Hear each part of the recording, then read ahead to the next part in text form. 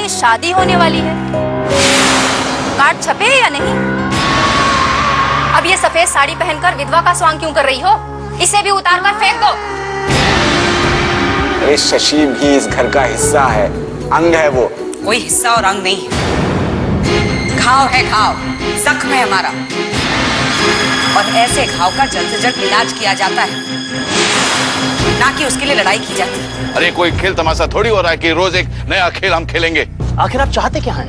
आपको पता नहीं है का कि नंदिनी ने पंचायत के खिलाफ जंग का ऐलान कर दिया। वो हम पर हुक्म चलाना चाहती है।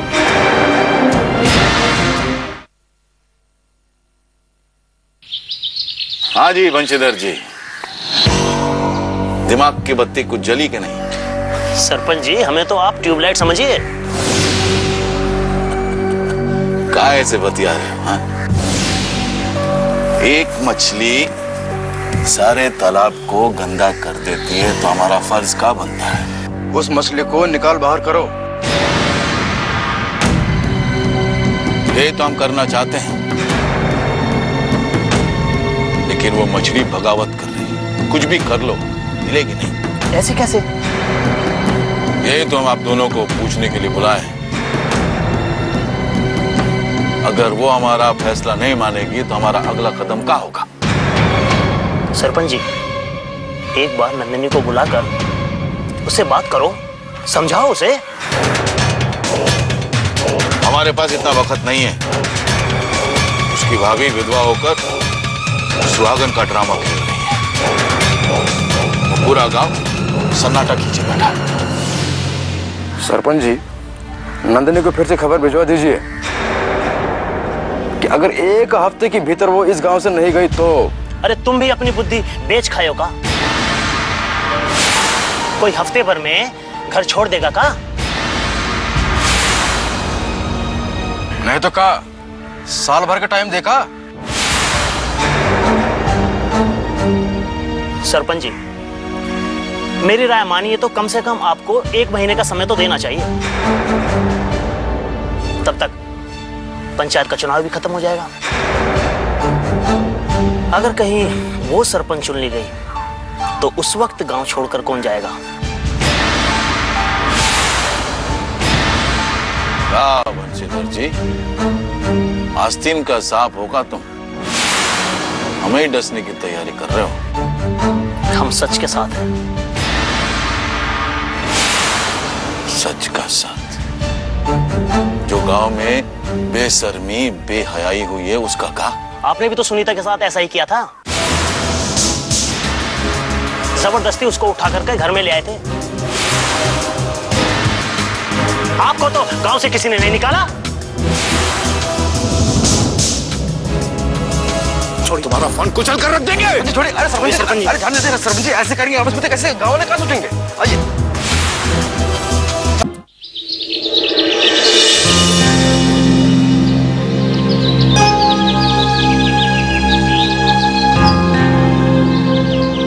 एक बात समझ लो, मालिक किसी भी कीमत पे चुनाव नहीं हारना चाहिए। मालिक को कौन हरा सकता है? नहीं, जो लहर चल रही है उसको देख के हमको डर लग रहा है, और अपना डर खत्म करने के लिए हमें लोगों को डराना है। वो कैसे? पूरे गांव में इतना आतंक फैला दो कि कोई मालिक के खिलाफ वोट देने की सोचे भी नहीं। अगर किसी ने गलती से सोच भी लिया तो वो जिंदा नहीं बचेगा। तो गांव में पूरा घूम घूम के प्रचार करते हैं ना। चुप, पागल हो गए हो का? पूरे गांव में इतना भोकाल बना दो कि कोई भी नंदिनी को वोट न देने पाए, समझे? इससे तो सभी डरते हैं। एक बात बता दें, जिस दिन मालिक का डर लोगों के दिलों से खत्म हो गया, उनका रुतबा भी खत्म हो जाएगा। ये बात सही कह रहे हो मालिक। मालिक तो अपनी तैयारी कर ही रहे हैं, पर हमें भी कुछ करना पड़ेगा कि नहीं? तो बताओ क्या करना है हमें? एक काम करो, तो शुरुआत मटरुआ से कर, लोगों को अपने आप ही पता चल जाएगा। क्या करना है मटरुआ का? आग लगा दो उसके घर में। समझ गए? ठीक है, आज रात को। रात को काहे? अभी काहे नहीं? का रात होने का इंतजार करेगा का? शुभ काम में देरी नहीं करनी चाहिए। चल जा अभी। अभी? अरे अभी जाना। ठीक। चल बाद में मिलता हूँ।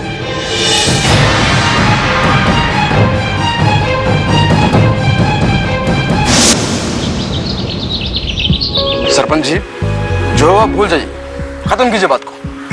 और फिर बंशीधर जी को आप आज से थोड़ी जानते हैं। हमारे मुंह पर हमको ऐसे बोल गया। अरे वो तो निरा मूर्ख है, कुछ भी बोलने से पहले सोचता है क्या, वक्त देता है। हम सोच रहे हैं कि कैसे सबक सिखाया जाए उसे। हम सर पर बिठाते हैं, लेकिन उतार कर फेंकना भी जानते हैं। अरे सरपंच जी, काहे इतना माइंड कर रहे हैं? बात से बात पैदा हुई थी, खत्म। नहीं, आप जानते नहीं, हमारी खोपड़ी एक बार गर्म हो गई ना तो हम आपे से बाहर हो जाते हैं। देखिए सरपंच जी, चुनाव सर पे खड़े हैं, ऐसे में किसी से भी दुश्मनी मोल लेना ठीक नहीं है। सपोले से भी दोस्ती मोल लेना अच्छी बात नहीं है। कब डस ले कौन जाने। वो तो बड़ बोला है, कुछ कर थोड़ी सकता है। नंदिनी का पक्ष ले लिया तो कहा वो सगी हो गए, हम कुछ भी नहीं। क्या गलत कर लिया हम? कुछ गलत नहीं किया सरपंच जी। अभी तो आप अपने चुनाव पे ध्यान दीजिए, उसके बाद सारे गांव की पंचायत बुला के सामूहिक फैसला करेंगे, समझे कि नहीं? अभी मैं चलता हूँ, घर वाले राह देख रहे होंगे। ठीक है, चलिए, लेकिन चुनाव के माहौल पर जरा नजर रखिए। आपका एक भी वोट खिसकना नहीं चाहिए। सारे वोट आप ही को जाएंगे सरपंच जी। आपका नमक खाया है, आप ही ने तो हमें पंच बनवाया है। आपसे गद्दारी थोड़ी करेंगे। आपसे यही उम्मीद थी। आप देखिए कैसे समझा सकते हैं उस बंशीधर को। हम तो बात नहीं करेंगे। हम कल उन्हें खुद ही लेके आ जाएंगे, किसी और खेमे में नहीं जाने देंगे। आप निश्चिंत रहिए, परेशान मत रहिए।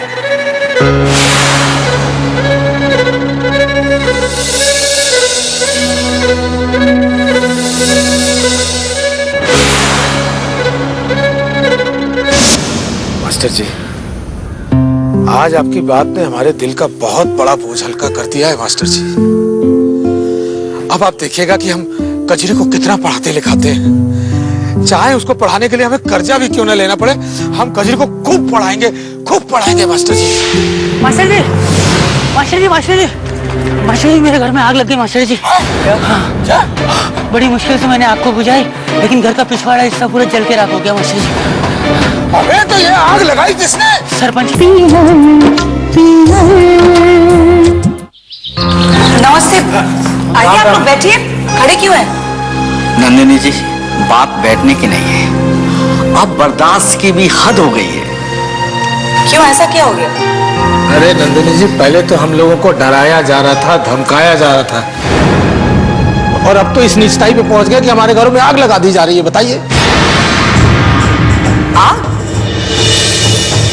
क्या बात कर रहे हैं आप लोग? जी हाँ नंदिनी जी, अब चुप करके बैठने का वक्त नहीं है। सरपंच ने जो किया उसका जवाब देना होगा। आग किसके घर में लगाई? ये मटरू, आप इसे पहचानती है ना, अपना कार्यकर्ता। अब चुप क्यों खड़ा, बोलना। क्या बताएं मैडम, वो सरपंच के आदमी आके हमारे घर में आग लगा दी है, और तैसा तैसा करके हमने आग बुझाई, वरना पूरे घर में आग लग गई होती। इस तरह आग लगाने की वजह? यही कि आपका प्रचार कर रहा था। ये तो सरासर अत्याचार है, इसके बारे में पुलिस में कंप्लेंट करनी होगी। नंदिनी जी, अब तो कुछ ना कुछ करना ही पड़ेगा इन लोगों के लिए। अति कर दी इन लोगों ने। मटरू, वो लोग सरपंच के ही आदमी थे ना, तुमने देखा था? अरे और कौन हो सकता है नंदिनी जी? किसकी दुश्मनी है यहाँ पर? मटरू, तुम चुप क्यों? बोलो। नंदिनी जी, आपको हमारे साथ पुलिस स्टेशन में चलना चाहिए, ये वहीं सब कुछ बताएगा। चलो। चलिए चलिए चलिए चलिए। लेकिन अबे अब तू डर क्यों रहा है? अरे चलना। मैडम जी, हमारे पास कोई सबूत नहीं है कि वो सरपंच के आदमी थे। अरे तूने अपनी आंखों से उन आदमियों को भागते हुए देखा था ना, यही बात तो पुलिस स्टेशन में बताना है। अब क्या? चलो चलो चलो।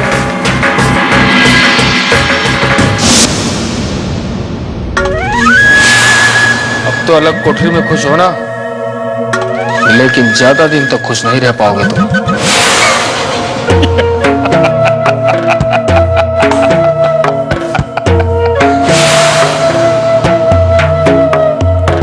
मनीष, अब तुम्हें आराम तो है ना?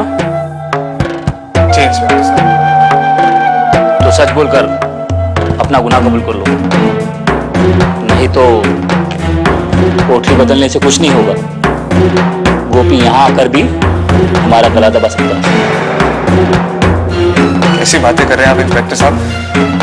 कहीं आप उसके साथ तो नहीं मिले हुए?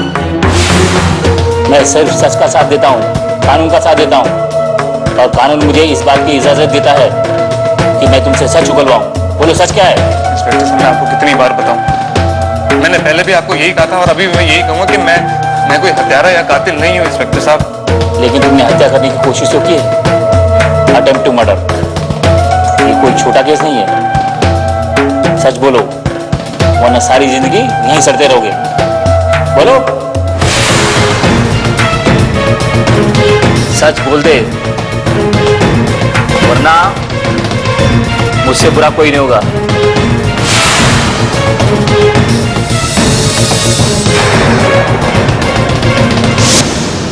समझ नहीं आता तुम्हारा तो कुछ भी यार, तुमने तो गड़बड़ कर दी। अरे यार, तू तो बहुत ही डरपोक आदमी निकला यार मट्टू। मटरू, तुमने नंदिनी जी को गुस्सा दिला दिया। वो तो तुम्हारे साथ पुलिस स्टेशन चलना चाहती थी। अरे मास्टर जी, अगर मैं आप लोग के साथ पुलिस स्टेशन जाता, रिपोर्ट लिखाता, तो वो सरपंच और उसके आदमी मुझे जिंदा काट देते। और जो तुम्हारे घर में आग लगा दी उसका क्या है?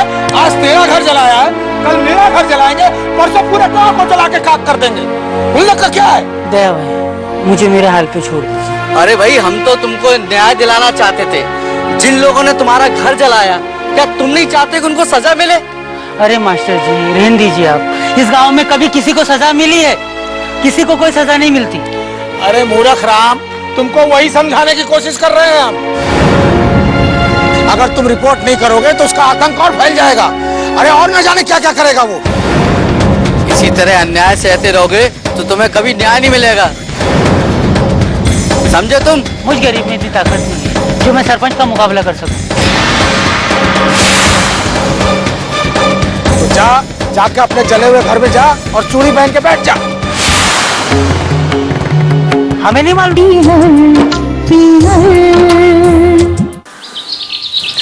शशि, क्या हुआ शशि? तुम रो क्यों रही हो? बताओ मुझे, क्या कोई ऐसी बात है जो तुम मुझे नहीं बताना चाहती? बताओ ना शशि, प्लीज।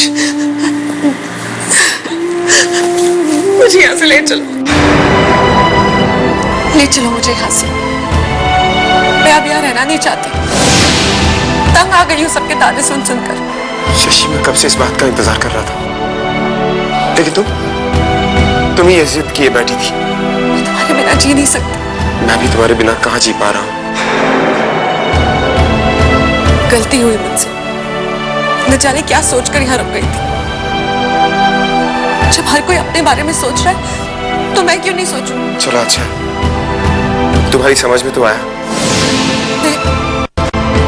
अब इस सफेद साड़ी का बोझ मुझसे सहा नहीं जाता। चलो हम चलकर अपनी जिंदगी की एक नई शुरुआत करते हैं। बिल्कुल शशि, अब हम अपनी जिंदगी की एक नई शुरुआत करेंगे, जिसमें हम दोनों पति पत्नी होंगे और हमारा प्यारा सा बच्चा होगा। शशि, मैं तुम्हें इतनी खुशियां दूंगा कि तुम अपने सारे दुख भूल जाओगी।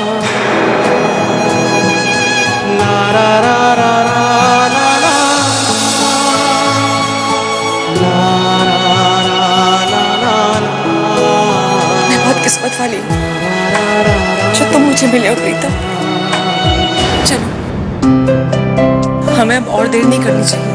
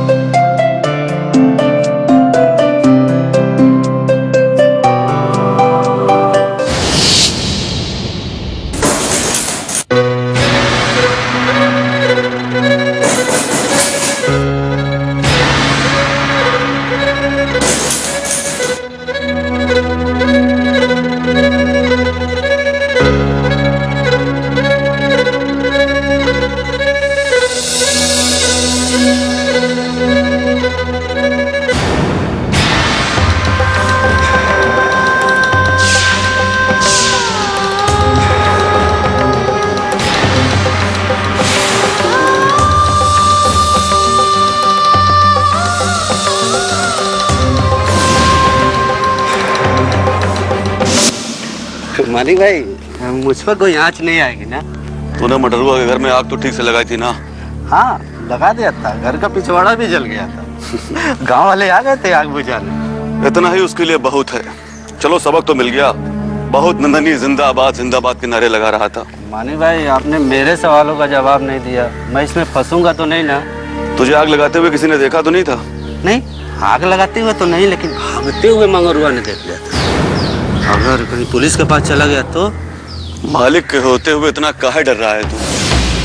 हम आप ही के भरोसे तो मैंने ये सब किया है। आप ही देखेंगे, मुझे बचाएंगे। सोचना पड़ेगा, मटरुआ को समझाना पड़ेगा। अगर वो पुलिस के पास जाता है तो अब की बार ऐसी आग लगेगी कि पूरा घर धू धू करके जलेगा और आग कोई बुझा ना पाएगा। चल, तू फिक्र मत कर। क्या हुआ शशि? तुम परेशान क्यों? नहीं, ऐसा कुछ नहीं है। शशि, तुम मुझसे ऐसा बर्ताव क्यों करती हो? तुम ये बात अच्छी तरह से जानती हो कि इस दुनिया में अगर तुम्हारा कोई सगा है तो वो मैं हूं। कुछ तो बोलो ना प्लीज।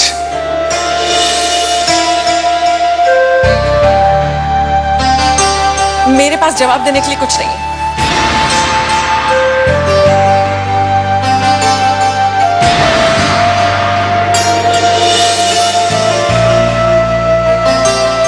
अच्छा, मेरी तरफ देखो मेरी तरफ शशि।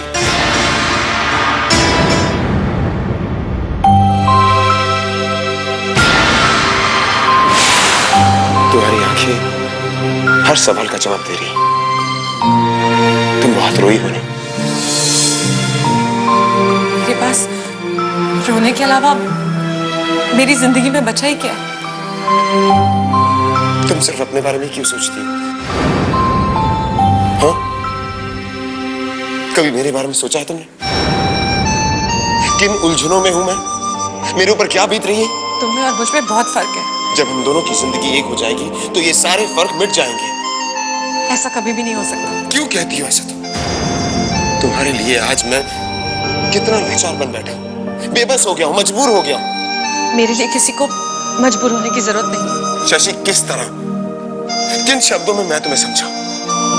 मैंने तुमसे नाता जोड़ा है और तुम मुझे मेरी चाहत की सजा दे रही हो। क्यों शशि, क्यों? जो खुद अपनी जिंदगी की मुजरिम बन बैठी है, वो किसी और को क्या सजा देगी? तुम क्यों नहीं कह देती शादी के लिए? अब मेरी जिंदगी का कौन सा इम्तिहान देना बाकी है? ये इम्तिहान मेरा है, मेरी दुविधा है, लेकिन मैंने अब सब कुछ वक्त पर छोड़ दिया है। अब वक्त ही फैसला करेगा मेरा, मैं नहीं। शशि, वक्त हमेशा साथ नहीं देता है, लेकिन मैं हर हाल में तुम्हारा साथ देने के लिए तैयार बैठा हूं।